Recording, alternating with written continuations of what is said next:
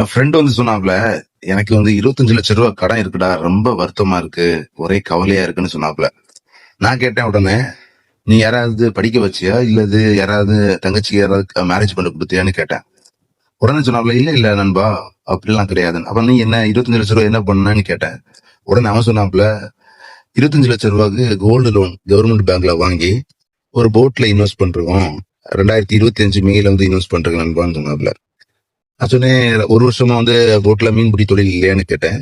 இல்ல நல்ல தொழில், ஒரு வருஷம் நல்ல தொழில் நடந்துச்சுன்னு. அப்ப அந்த இன்கம் வந்து நீ என்ன பண்ணான்னு கேட்டதுக்கு அவன் சொன்னாப்ல, அதுல வர இன்கம் எடுத்து ஒரு 10 லட்சம் ரூபாய் சீட்டு போட்டோம், மீதி இன்கம் வந்து சேவிங் பண்ண வச்சிருக்கோம், அதை வந்து வேற வேற இடத்துல வந்து இன்வெஸ்ட் பண்ணிட்டு இருக்குன்னு சொன்னேன்.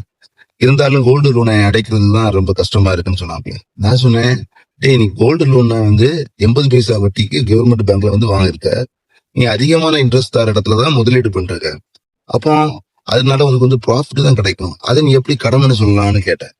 அதுக்கு திரும்ப அவன் என்ன சொல்றான்னா, இந்த கோல்டு லோனை அடைக்க முடியாம நான் ரொம்ப மனசு கஷ்டமா இருக்குன்னு சொன்னாப்ல. இதே போலதாங்க நிறைய பேரு எது கடன் எது கடன் இல்லைன்னு சொல்லி தெரியாம நம்மளை ஏமாத்திட்டே இருப்பாங்க.